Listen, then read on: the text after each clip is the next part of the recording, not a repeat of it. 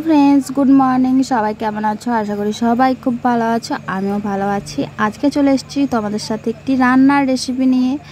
तो आज के रेसिपि होच्छे हाঁসের मांस। तो हाঁসের मांस आमरा किभाबे बाड़ीते बानाई सेटा तोमादेर साथे शेयर करब। और भिडियोटा तोमरा देखते थाको, प्लिज केउ स्किप करो ना। आमी जेभाबे रान्ना करी सेभाबे तोमादेर साथे शेयर करलाम। एकदम गरमेर दिने हालका पातला हाঁসের झोल তোমাদের সাথে শেয়ার করছি, তোমরা ভিডিওটা দেখতে থাকো। তো দেখো এখানে আমি পরিমাণ মতো আদা কেটে নিয়েছি আর রসুন ছাড়ানো হচ্ছে।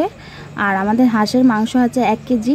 তো এই 1 কেজি মাংসটা রান্না করতে লাগবে এতটুকু পরিমাণ আদা আর এই যে রসুন ছাড়ানো হচ্ছে। আর এই যে 4-5টা বড় বড় সাইজের পেঁয়াজ। তো এইগুলোই লাগবে। আর লাগবে টমেটো। তো সেগুলো সমস্ত কিছু কেটে নেওয়া হবে। তারপর আসছি তোমাদের সামনে কিভাবে আমরা রান্না করছি বা আমরা গ্রামীণ পদ্ধতিতে কিভাবে শিলনোড়ায় মশলা বেটে এই রান্নাটা করি তোমাদের সাথে সব কিছুই শেয়ার করব।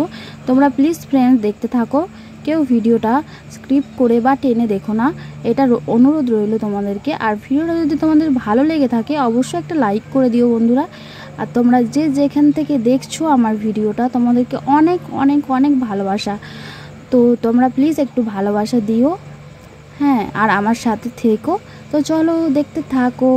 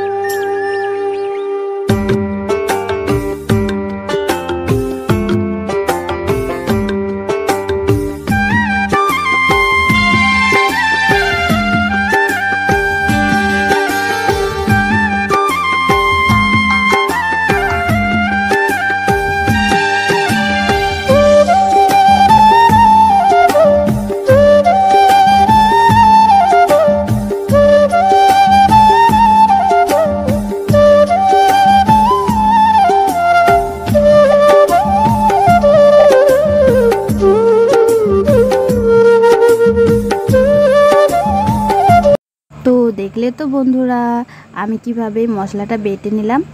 তো আমার এখানে কড়াইয়ে বসিয়ে দিয়েছি উনানে রান্নাটা করব কাঠের উনানে। তো এই দেখো কড়াইয়ের মধ্যে তেল দিয়ে দিলাম আর এই যে জাল জ্বলছে উনানে। তো কড়াইয়ের তেলটা হালকা হালকা গরম হবে। তো এর মধ্যে আমি চিনি দিয়ে দেবো। চিনিটা লাল মতন হয়ে উপরে উঠলে তারপরে আমি দিয়ে দেবো পেঁয়াজ কুচি। তো কিভাবে আমি রান্নাটা করছি তোমরা সেটা দেখতে থাকো। এই দেখো পেঁয়াজ কুচনোগুলো যেগুলো ছিল সবই কিন্তু দিয়ে দিলাম। আর এই রান্নাটা হবে অল্প তেল মশলায়, এই রান্নাটা হবে, খুব একটা মশলা হবে না। আর তোমরা দেখতেই পেলে আমি কিন্তু খুব একটা তেল দিইনি, কারণ যেহেতু হাঁসের মাংস আর হাঁসের মাংস আমাদের বাড়ির হাঁস, তো ভালোই হবে মাংসটা। আর তেলও প্রচুর পরিমাণে বেরোবে হাঁসের মাংসটার থেকে। যদিও বা গ্রীষ্মকাল তবুও হাঁসের মাংসর থেকে অনেকটাই তেল বেরোয়। এই দেখো বন্ধুরা জাল কিন্তু আমি হালকা করে দিয়েছি উনানের। তো এরপর আমি পেঁয়াজগুলো ভেজে নিচ্ছি। সামান্য একটু নুন দিয়ে দিয়েছিলাম। তো পেঁয়াজ প্রায় ভাজা হয়ে গেছে, দেখতে পাচ্ছ বাদামি বাদামি হয়ে গেছে। তারপরে আমি দিয়ে দিয়েছি রসুন বাটা। এই রসুন বাটা দিয়ে আমি কিন্তু ভালো মতন আমি কিন্তু তেলে ভাজবো। রসুনের যে গন্ধটা থাকে সেই গন্ধটা যতক্ষণ না বেরোচ্ছে ততক্ষণ কিন্তু ভাজবো। তো এভাবে আমরা ভাজতে থাকবো।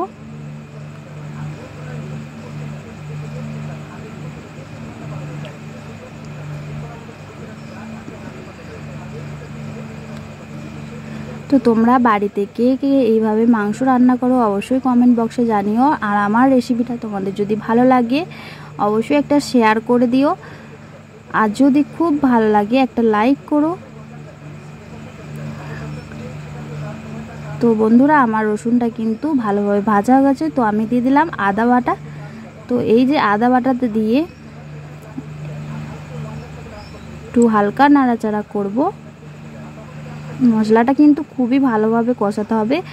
মশলার সাথে না মাংসর অনেকটাই ভালো সম্পর্ক, কারণ মশলা যত বেশি আমরা কষাবো বা রান্নাটা করব মশলাটা যতক্ষণ ধরে আমাদের মাংসর টেস্টটাও কিন্তু ততটাই ভালো হবে। তো আমি দিয়ে দিলাম এরপর একটা টমেটো কেটে চারকুচি করেছিলাম, তো সেটাই দিয়ে দিলাম। তো সেটাও ভালো করে তেলে ভেজে নেব যাতে রঙটা খুব ভালো হয়।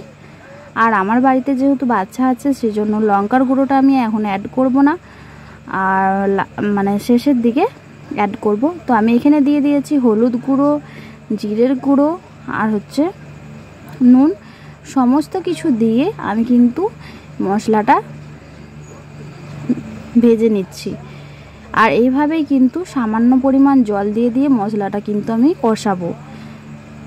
তো দেখো বন্ধুরা, মশলাটা কিন্তু আমার গলে গেছে। আর এই যে হাঁসের মাংস, আমাদের বাড়ির হাঁস, তো এই হাঁসের মাংসটা হয়েছে দেখো, আর লাল একদম টকটকে হাঁসের মাংসটা।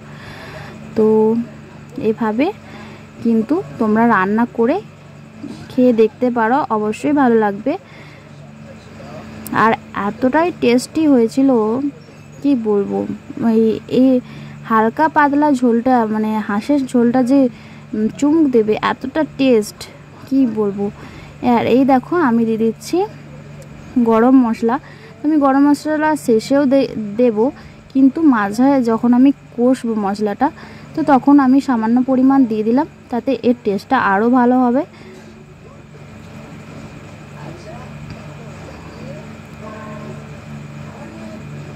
তো আমি কিন্তু রান্নাটা চাপিয়েছিলাম 11টা, তো আমার 10-15 মিনিটের মতন কষানো হয়ে গেছে। তারপরে একটুখানি জল দিয়ে দিয়ে কষাচ্ছি যাতে মাংসর ভিতরে নুন, ঝাল, তেল, মশলা সব কিছুই ঢোকে। তো এই হাঁসের মাংস তোমরা তো জানোই অনেকটাই হতে দেরি লাগে, তবুও ছোট ছোট করে কাটা আছে, তবুও অনেকটাই দেরি লাগে হাঁসের মাংস রান্না হতে। 11টার দিকে চাপিয়েছি, 12টা দিকে হয়েছে আমার রান্নাটা। আর এই দেখো আমি কিন্তু জল দিচ্ছি, ঢাকা দিচ্ছি, আবার রান্না করছি, এরকমভাবেই করছি মশলাটা যাতে ভালোভাবে মাংসর সাথে যায় আর কি। তো দেখতে পাচ্ছ হাঁসের মাংস কিন্তু তেল ছেড়ে দিয়েছে। তো আমি এবারে একটু জল দেব, জল দিয়ে একটু কষিয়ে নেব। আর আমার ছেলে যেহেতু ঝাল ছাড়া খায়, তো ওর এই পর্যায়ে কিন্তু মাংসটা আমি তুলে রেখে দেব। তারপরে আবার লঙ্কার গুঁড়োটা আমি অ্যাড করব।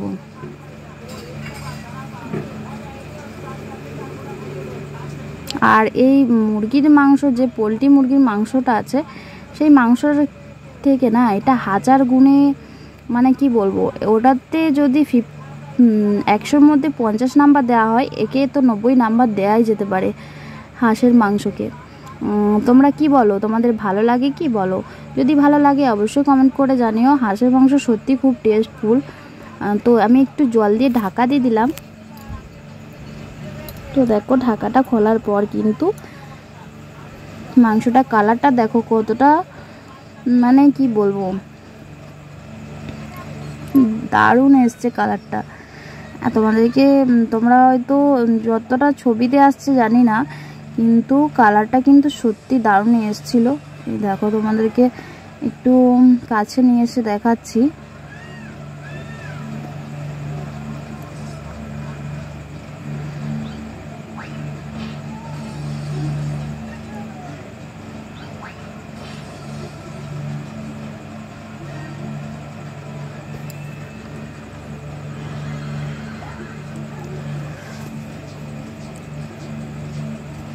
তো বন্ধুরা, আমার কিন্তু লঙ্কার গুঁড়ো দিয়ে আমি অ্যাড করে দিয়েছিলাম। তো তারপরে আমি কষিয়ে নিলাম দেখলে, তারপরে আমি কিন্তু জল দিয়ে দিলাম মাংসর মধ্যে পরিমাণ মতো।